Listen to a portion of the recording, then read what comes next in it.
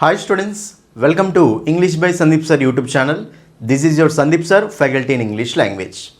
ఎవరెవరైతే తెలంగాణలో SI constable ఎగ్జామ్స్కి ప్రిపేర్ అవుతున్నారో మీరు మాత్రం ఈ వీడియోని స్టార్టింగ్ నుంచి ఎండింగ్ వరకు క్లియర్గా చూడండి నాన్న. ఓకేనా? ఈ వీడియోని అయితే కంపల్సరీ చూడండి, ఎందుకంటే ఈ వీడియో కనుక మీరు చూస్తే ఇంగ్లీష్ మీద ఫస్ట్ మీకు భయం అనేది పోతుందన్నమాట. ఓకేనా? జనరల్గా ఎస్ఐ కానిస్టేబుల్ నోటిఫికేషన్ తీసుకున్నట్లయితే సో మనకు ఏ క్షణానైనా సరే ఏ రోజైనా సరే మనకు నోటిఫికేషన్ వచ్చే ఛాయిస్ ఉంది అండి. ఆల్రెడీ మనకు గవర్నమెంట్ నుంచి వచ్చిన న్యూస్ ఏంటి అంటే సో మనకు అక్కడ 7,000 ఓకేనా 7,000కు చిల్లరగా ఓకేనా 7,000కి ఎక్కువగానే పైగానే మనకు సో పోస్టులకి సో ఫైనాన్స్ డిపార్ట్మెంట్ నుంచి మనకు అప్రూవల్ అనేది రావడం జరిగింది. కాబట్టి సో మినిమం మనకు 7,000 పోస్టులతో అయితే కంపల్సరీ నోటిఫికేషన్ వస్తుంది. ఇంకా ఏమైనా ఖాళీలు యాడ్ చేస్తే సో మనకు 8,000 కానీ 9,000 కానీ అదృష్టం బాగుంటే 10,000 వరకు కూడా పోవచ్చు అనమాట. కాబట్టి ఈ నేపథ్యంలో మనం ఏంటి అంటే అసలు ఇంగ్లీష్ని ఎలా ప్రిపేర్ అవ్వాలి చాలా జాగ్రత్తగా చూడాలి నా వీడియో. ఎందుకంటే అందరూ అన్ని సబ్జెక్ట్స్ మీద కాన్సన్ట్రేషన్ చేస్తారు కానీ ఇంగ్లీష్ మీద కాన్సన్ట్రేషన్ చెయ్యరు అసలు. రైట్? ఈ వీడియోలో మీకు ఇంగ్లీష్ని అసలు మనం ఎలా ప్రిపేర్ అవ్వాలి, ఎలా ప్రిపేర్ అవుతే మనం ఇంగ్లీష్లో బెస్ట్ మార్క్స్ ఈజీగా సాధిస్తాము, అదేవిధంగా క్వశ్చన్స్ అనేవి మనకు ఎన్ని మార్క్స్కి వస్తాయి, నెక్స్ట్ అదేవిధంగా కొన్ని ప్రీవియస్ క్వశ్చన్స్ కూడా తీసుకొచ్చాను అండి. ఒక 3-4 ప్రీవియస్ క్వశ్చన్స్ కూడా మీకు ఈ వీడియోలో ఎక్స్ప్లెయిన్ చేస్తాను. అసలు క్వశ్చన్ని మనము ఎలా ట్యాకిల్ చేయాలి అసలు దాని గురించి మనం మాట్లాడుకుందాం. ఓకేనా? కాబట్టి ఫస్ట్ టైం వీడియో చూసే వాళ్ళైతే వీడియోని లైక్ చేయండి, మీ ఫ్రెండ్స్ అందరికీ అన్ని గ్రూప్స్లో షేర్ చేయండి, తర్వాత ఛానల్ని సబ్స్క్రైబ్ చేసుకోండి నాన్న. ఓకేనా? వీడియో మాత్రం స్టార్టింగ్ నుంచి ఎండింగ్ వరకు క్లియర్గా చూడండి. రైట్? అయితే ఫస్ట్ ఇంగ్లీష్ విషయానికి తీసుకున్నట్లయితే మీకు ఆల్రెడీ తెలిసిన విషయమేనండి. రైట్?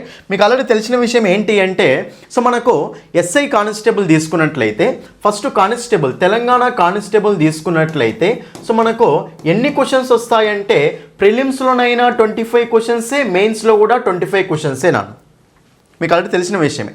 ఓకేనా? సో ప్రిలిమ్స్ తీసుకున్నట్లయితే 200లో 25 క్వశ్చన్స్ ఇంగ్లీష్కే, మెయిన్స్లో కూడా కానీ మనకు 200కి 25 క్వశ్చన్స్ ఇంగ్లీషే, అర్థమెటిక్ 25, రీజనింగ్ 25, ఇంగ్లీష్ కూడా మనకు 25. అంటే తేడా ఏం లేదు అక్కడ కానిస్టేబుల్కి. ఓకేనా? సో కానిస్టేబుల్లో ఎగ్జామ్ ప్రిపేర్ అయ్యే వాళ్ళు రాసేవాళ్ళు అర్థమెటిక్కి రీజనింగ్కి ఎంతైతే ప్రిఫరెన్స్ ఇస్తున్నారో ఇంగ్లీష్కి కూడా సేమ్ ప్రిఫరెన్స్ అనేది కంపల్సరీ ఇవ్వాలి అండి. ఇది వెయిటేజ్. రైట్? Next SI. ఓకేనా? ఎస్ఐ ఎగ్జామ్ తీసుకున్నట్లయితే ప్రిలిమ్స్లో మనకు ఇంగ్లీష్ అనేది లేదు, ప్రిలిమ్స్లో లేదు అండి. అర్థమెటిక్, రీజనింగ్, జిఎస్ మాత్రమే ఉంటుంది. రైట్? కానీ మెయిన్స్లో తీసుకున్నట్లయితే మనకు ఇంగ్లీష్ అనేది క్వాలిఫైయింగ్ పేపర్ నాన్న. మెయిన్స్లో తీసుకున్నట్లయితే ఇంగ్లీష్ అనేది క్వాలిఫైయింగ్ పేపర్ ఉంటుంది కంపల్సరీ మనకు అక్కడ. సో మీరు క్వాలిఫై అవ్వాల్సిందే. Telugu paper, English paper 2 qualifying papers ఉంటాయి. ఓకేనా? మెరిట్ తీసుకునేది ఓన్లీ అర్థమెటిక్, రీజనింగ్, నెక్స్ట్ మనకు జిఎస్ నుంచే అనమాట, కానీ ఆ పేపర్ల నుంచి. కానీ ఇంగ్లీష్, తెలుగు మాత్రం క్వాలిఫైయింగ్ పేపర్స్ అండి. మీకు చెప్పన విషయం, ఎంతోమంది స్టూడెంట్స్ ఈ అంటే అర్థమెటిక్, రీజనింగ్ పేపర్లో నెక్స్ట్ జిఎస్ పేపర్లో బెస్ట్ మార్క్స్ తెచ్చుకొని అంటే 250, 270 అన్ని మార్కులు తెచ్చుకొని కూడా ఇంగ్లీష్ క్వాలిఫై కాక జాబ్ కోల్పోయిన వాళ్ళు కొన్ని 100 మంది ఉన్నారు అండి. మెరిట్ స్కోర్ వచ్చి ఇంగ్లీష్ క్వాలిఫై కాక సో జాబ్ కోల్పోయిన వాళ్ళు ఎంతోమంది ఉన్నారు, 100 మంది ఉన్నారు, చాలామంది. కాబట్టి దాని గురించి మాట్లాడుకుందాం. ఓకేనా? అంటే కానిస్టేబుల్లో మనకు 25 ఉన్నాయి కాబట్టి అక్కడ ఇంపార్టెంటే. ఎస్ఐలో మెయిన్స్లో మనకు సపరేట్ పేపర్ ఉంది, ఇంగ్లీష్ క్వాలిఫైయింగ్ పేపర్. ఓకేనా? దీన్ని కనుక మీరు సింపుల్గా అస్సలు తీసేయద్దు అండి. సింపుల్గా అస్సలు తీసేయకనే క్వాలిఫైయింగే కదా అనుకోకండి అస్సలే. అది పోయింది అంటే జాబ్ రానట్టే, అంతే. అది నేను చెప్పదలుచుకునేది. ఎంతోమంది క్వాలిఫై కాలేక జాబ్ కోల్పోయారు అండి. కాబట్టి ఇది మనకి ఇంగ్లీష్ యొక్క వెయిటేజ్. అర్థమైంది కదా? సో ఎస్ఐలో మనకు ఒక ఇంపార్టెంట్ రోల్ ప్లే చేస్తుంది, కానిస్టేబుల్ ఎగ్జామ్లో కూడా ఇంగ్లీష్ అనేది ఇంపార్టెంట్ రోల్ ప్లే చేస్తుంది నాన్న. ఓకేనా? అయితే ఈ నేపథ్యంలో చూడండి, సో ఇంగ్లీష్ విషయానికి వచ్చినప్పుడు ఒకటి చెప్తా చూడండి నాన్న. ఫస్ట్ తెలుగు మీడియం స్టూడెంట్స్ ఏం చేస్తున్నారంటే ఈ రోజుల్లో ఇంగ్లీష్ అన్నప్పుడు అన్ని క్వశ్చన్స్కి సేమ్ ఆప్షన్ పెట్టుకుంటూ వెళ్తారు. అన్ని సీలు కానీ, అన్ని ఏలు కానీ, అన్ని బీలు కానీ, అన్ని డీలు కానీ, అంటే వేరే వాటిని కంపేర్ చేసి ఇప్పుడు అన్ని క్వశ్చన్స్ చేస్తారు కదా. చేసిన తర్వాత సో అన్నీ వచ్చినాయి, ఏలు బాగానే వచ్చినాయి, బీలు బాగానే వచ్చినాయి, సీలు బాగానే వచ్చినాయి, డీలే తక్కువ వచ్చినాయి అనుకోండి, వాడు ఏం చేస్తారంటే అన్ని ఆప్షన్స్కి డీనే పెట్టి వెళ్ళిపోతాడు అనమాట. కానీ మీకు ఒకటి తెలుసా, మన ఏమైందో తెలుసా, తెలంగాణ కానిస్టేబుల్ 2022లో అడిగిన క్వశ్చన్ పేపర్ ఉంది కదా, ప్రిలిమ్స్ పేపర్ ఉంది కదా, అందులో ఒక 14 క్వశ్చన్స్ 15 క్వశ్చన్స్ మొత్తం ఏలే ఉన్నాయి. 14-15 క్వశ్చన్స్ అన్నీ ఏలే ఉన్నాయి. మరి 14-15 క్వశ్చన్స్ ఏనే ఉన్నప్పుడు సగానికి ఎక్కువ క్వశ్చన్స్ ఒకటే ఆప్షన్ ఉంది. కాబట్టి మీరు ఆ టెక్నిక్ అస్సలు అప్లై చేయకండి. సీలు ఓకేనా 25 క్వశ్చన్స్ కాబట్టి అన్ని మనకు ఒక 6 రావాలి. ఏలు 6 ఉండాలి, బీలు 6 ఉండాలి, సీలు 6 ఉండాలి, డీలు 6 ఉండాలి.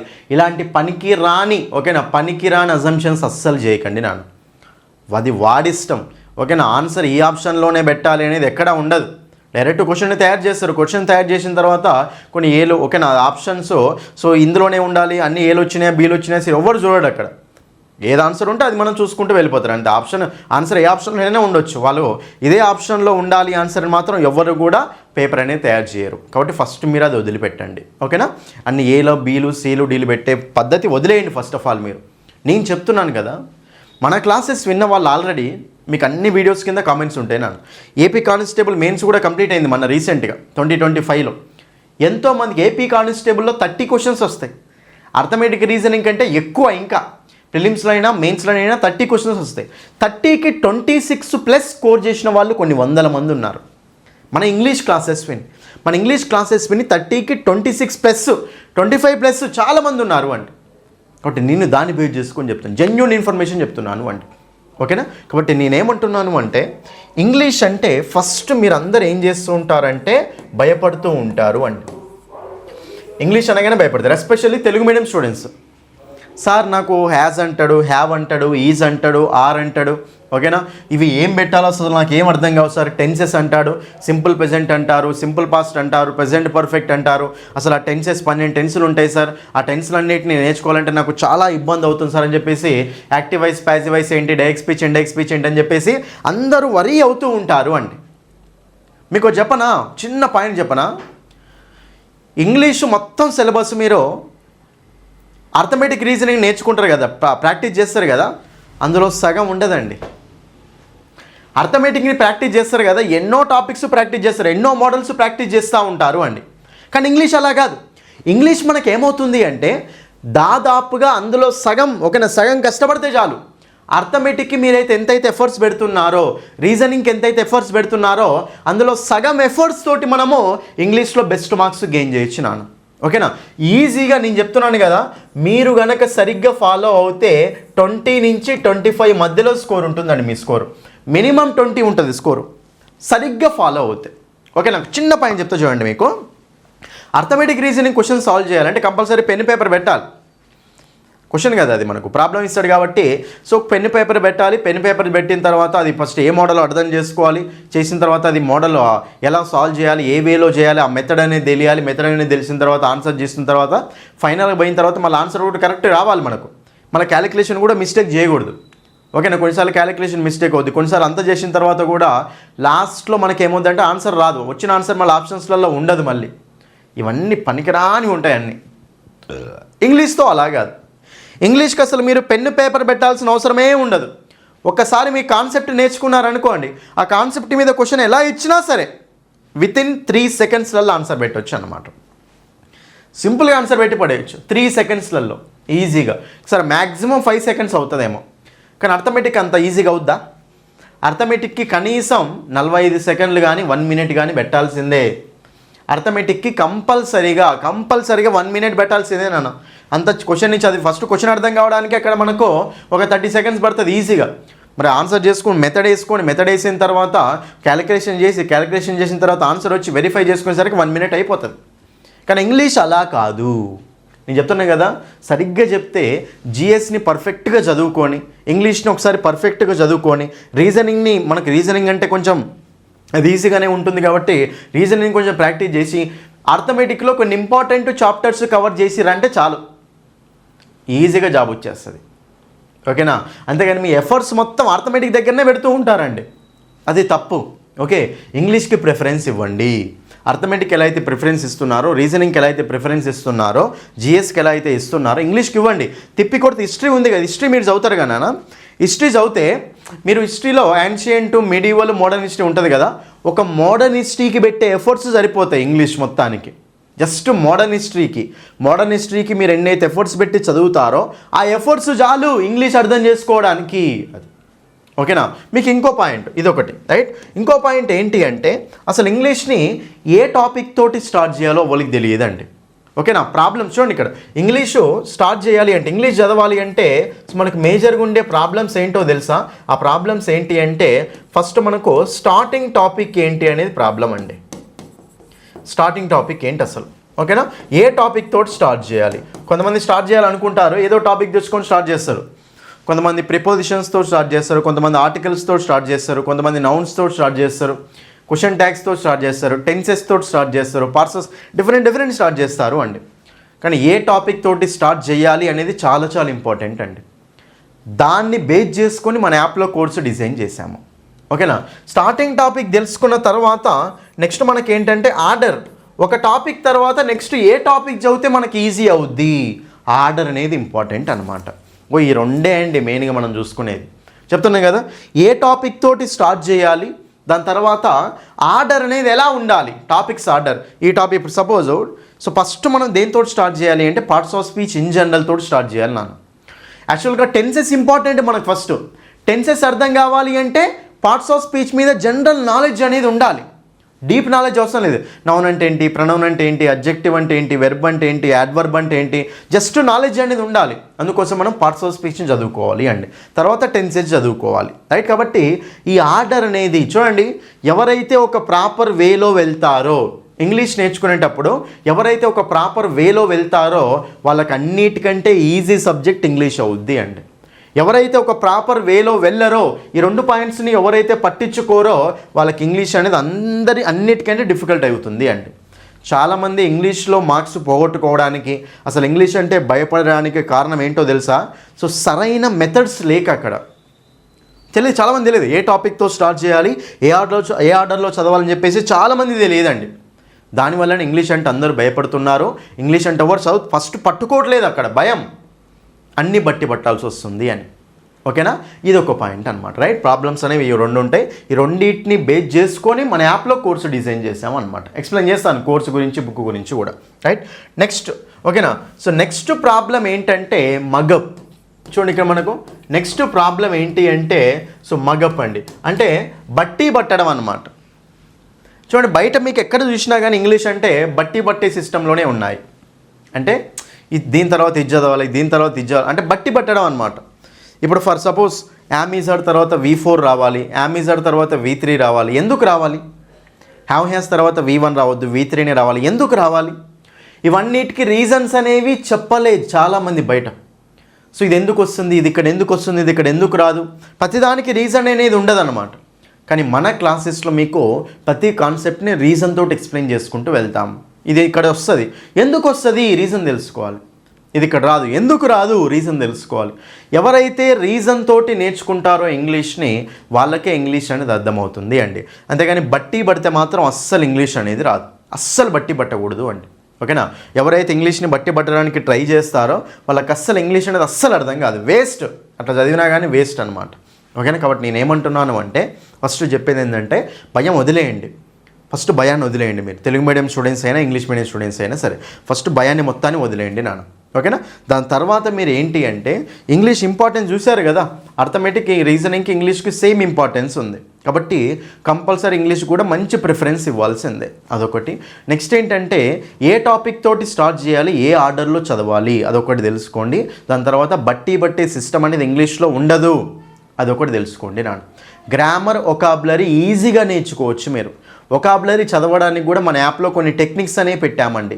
Synonyms, antonyms, idioms, one word substitutions, spellings, వీటన్నిటి మీద అన్ని టాపిక్స్ మీద మీకు టెక్నిక్స్ కానీ ట్రిక్స్ కానీ ఇది ఎందుకు వస్తుంది, అదెందుకు వస్తుంది అని చెప్పేసి క్లియర్గా రీజనబుల్గా ఎక్స్ప్లెయిన్ చేశాను మన యాప్లో. ఇంగ్లీష్ బై సందీప్ సార్ అనే యాప్లో ఇవన్నీ క్లియర్ కట్గా మీకు డిస్కస్ చేసి పెట్టాము నాన్న. కాబట్టి నేనేమంటున్నాను అంటే మీరు ఈసారి ఎలాగైనా సరే ఇంగ్లీష్లో బెస్ట్ మార్క్స్ తెచ్చుకోవాల్సిందే. ఎందుకంటున్నానో తెలుసా? మీకు ఇంగ్లీష్లో 20 దాటితేనే ఈసారి జాబ్ వచ్చే ఛాయిస్ ఉంటుంది నాన్న. ఎందుకో మీకు ఆల్రెడీ అర్థమయ్యే ఉంటుంది.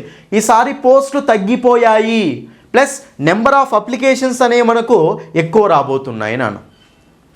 దాదాపుగా ఎక్స్పెక్ట్ చేయొచ్చు మనం 15 లక్షల వరకు ఎక్స్పెక్ట్ చేయొచ్చు ఈజీగా. పోయినసారే వచ్చినాయి 9-10 లక్షలు. ఈసారి ఇంకా అవేర్నెస్ పెరిగింది, ప్రతి ఒక్కరు అప్లై చేసే ఛాయిస్ ఉంది, కాంపిటీషన్ పెరిగింది కాబట్టి ఎన్ని సంవత్సరాలు గ్యాప్ వచ్చింది మళ్ళీ. ఓకేనా.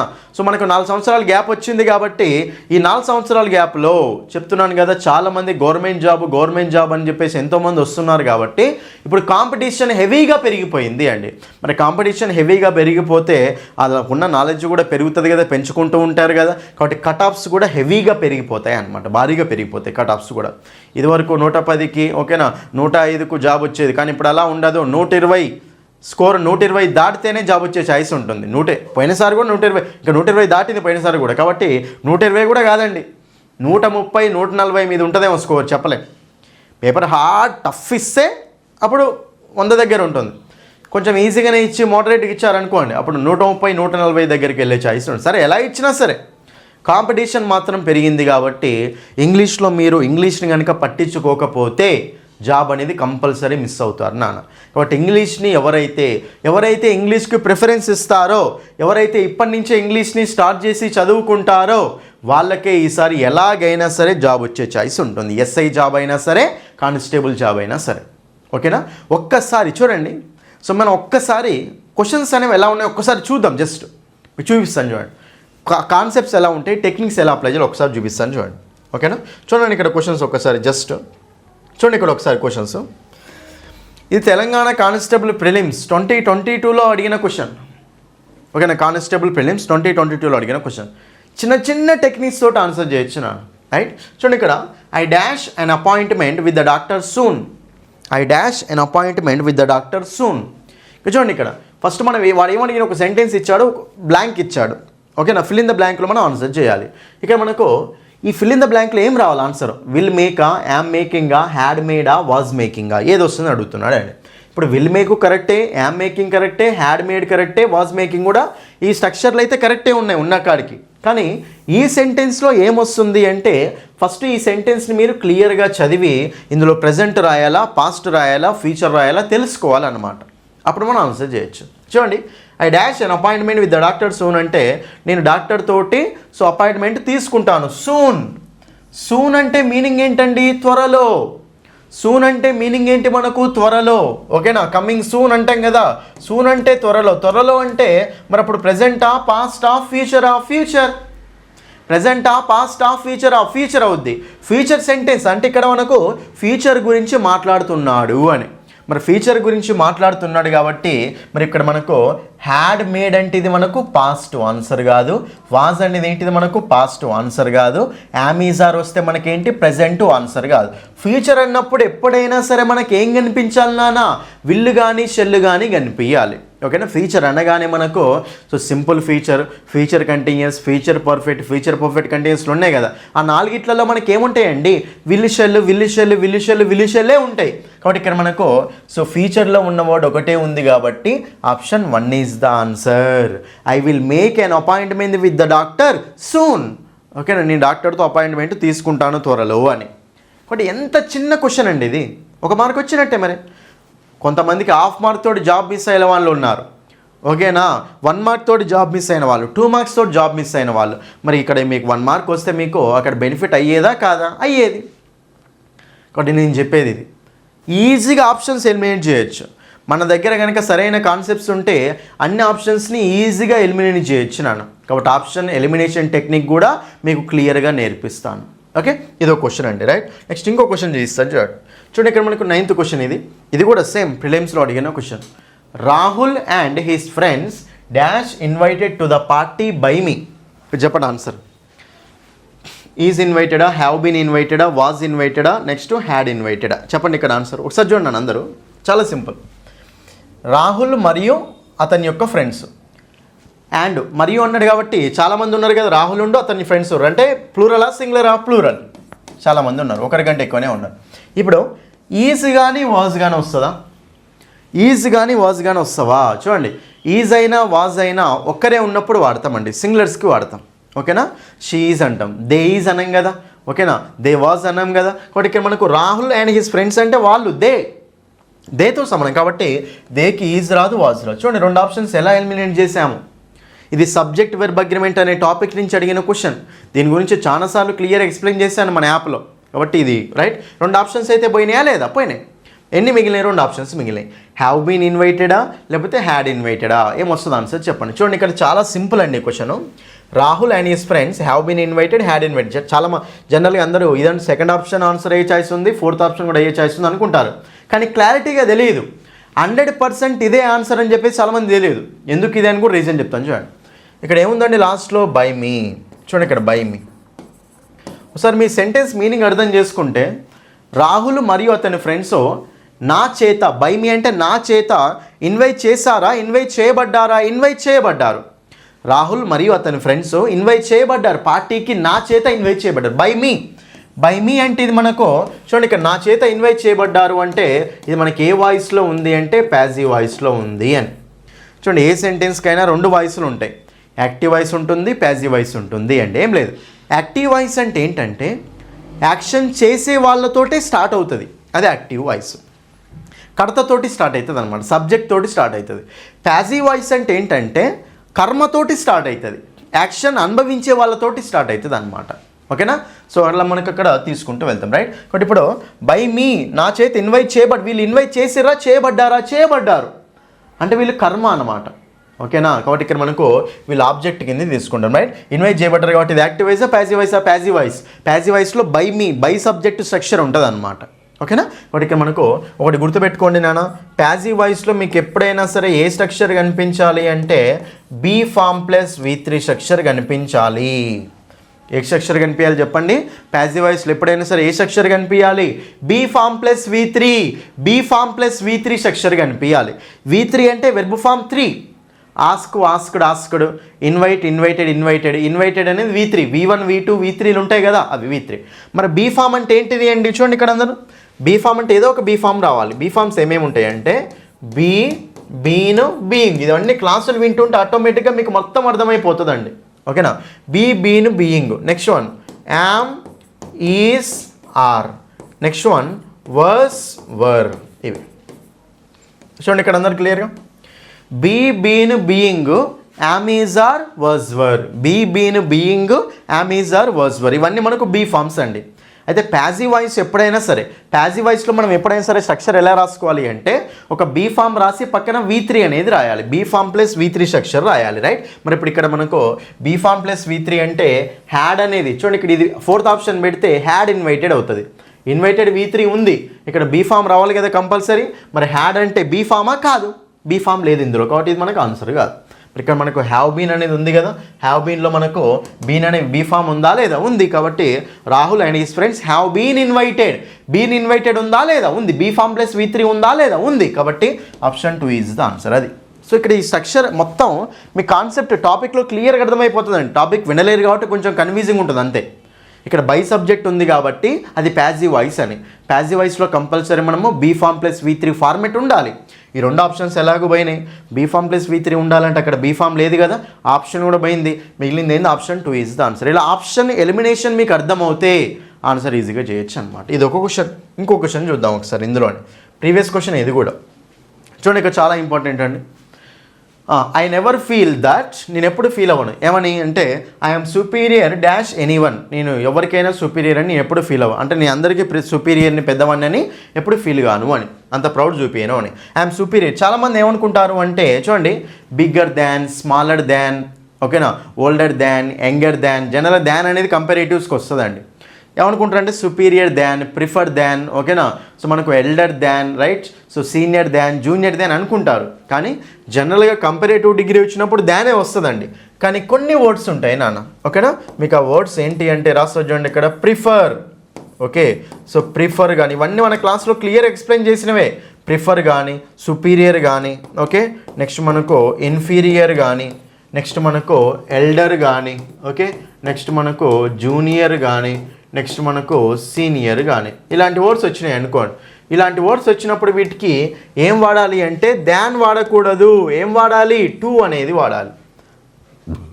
ఏం వాడాలి చెప్పడం మనము? టు అనేది వాడాలి. కాబట్టి ఆప్షన్ 2 అనేది ఆన్సర్ అవుతుంది అండి, ఓకేనా. సో దాన్ ఎందుకు వాడకూడదు, టు ఎందుకు వాడాలి, ఇవన్నీ కాన్సెప్ట్స్ ఎక్స్ప్లెనేషన్ మొత్తం యాప్లోనే ఉంటుంది, డీటెయిల్ ఎక్స్ప్లెనేషన్ ఉంటుంది, ఓకేనా. కాబట్టి ఇట్లా క్వశ్చన్స్ అనేవి ఎలా ఉన్నాయో చూపిస్తున్నాం మీకు. జస్ట్ అంటే కాన్సెప్ట్స్ని బేస్ చేసుకొని అడుగుతాడు అనమాట, ఓకేనా. కాబట్టి ఆప్షన్ మనకి ఇక్కడ 2 అనేది ఆన్సర్ అవుతుంది అండ్ ఆప్షన్ 2 అనేది ఆన్సర్, ఓకేనా ఇది. కాబట్టి క్వశ్చన్స్ అనేవి ఇలా ఉంటాయి నాన్న.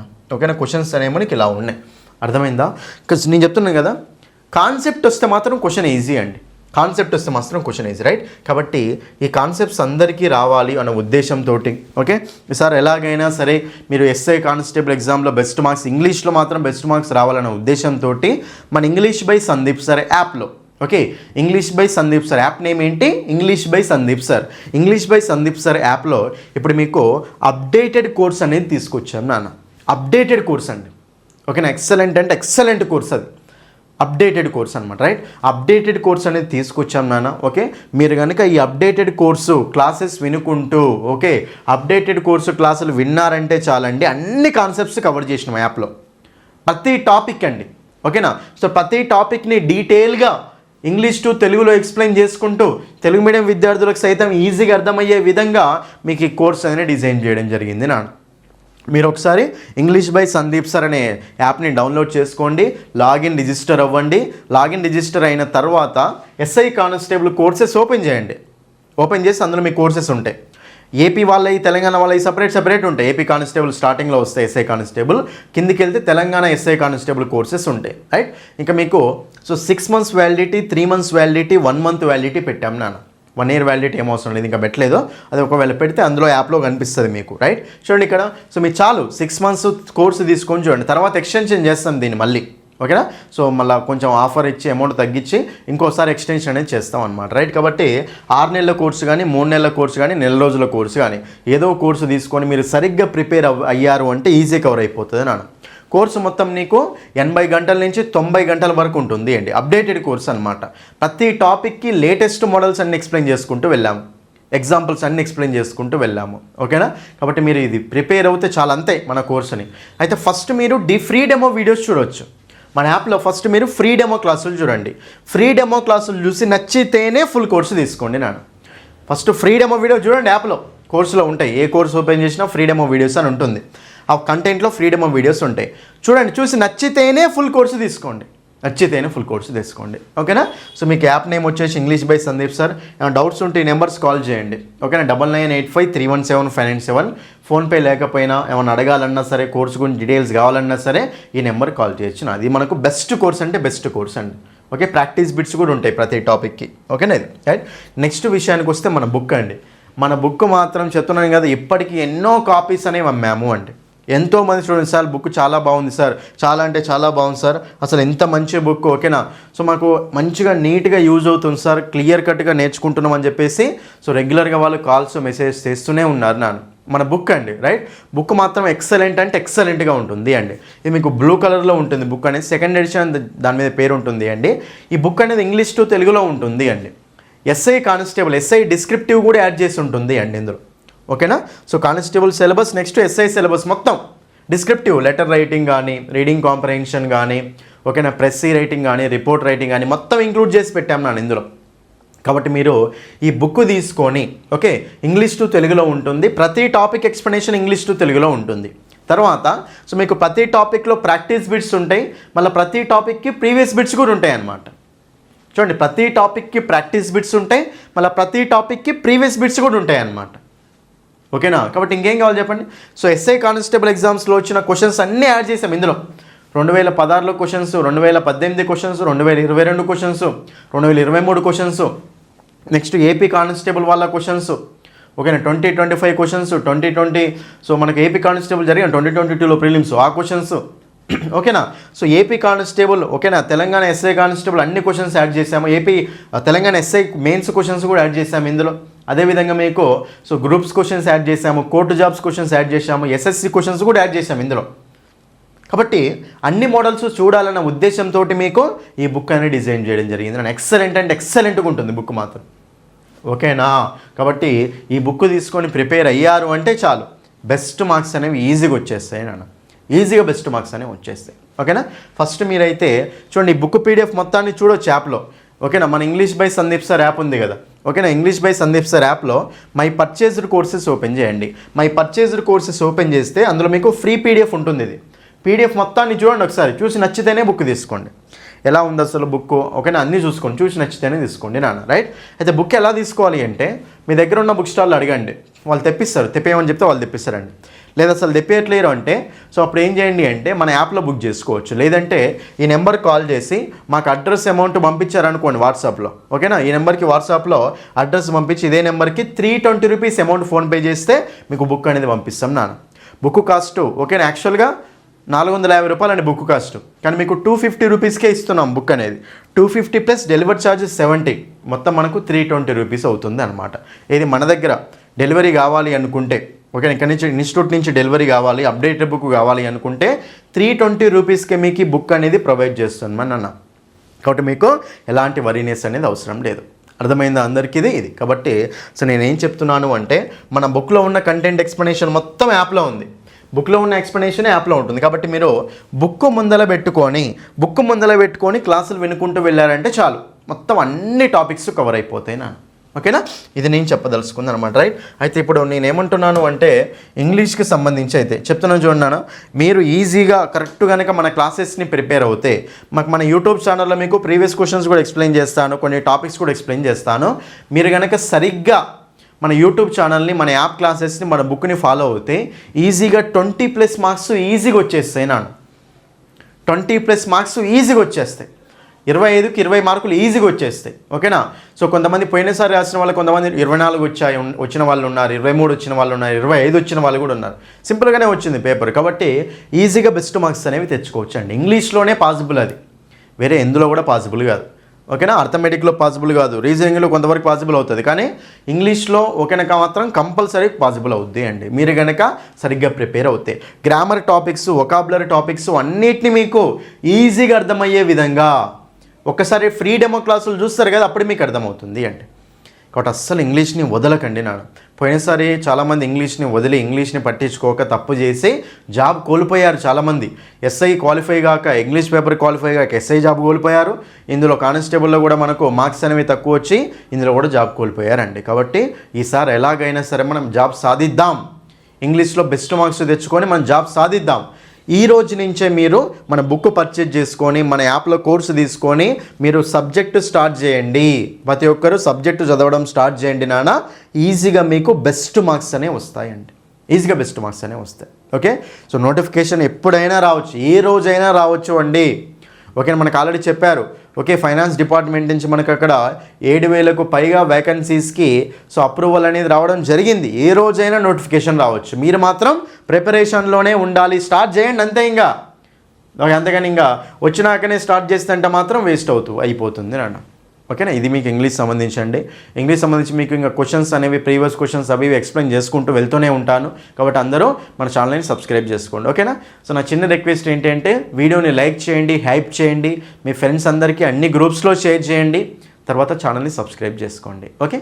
థ్యాంక్ యూ అండి, that's all for this video. ఈసారి ఎలాగైనా మీరు మంచి మార్క్స్ ఇంగ్లీష్లో సాధించి జాబ్ కొడతారని చెప్పేసి నేను ఆశిస్తున్నాను.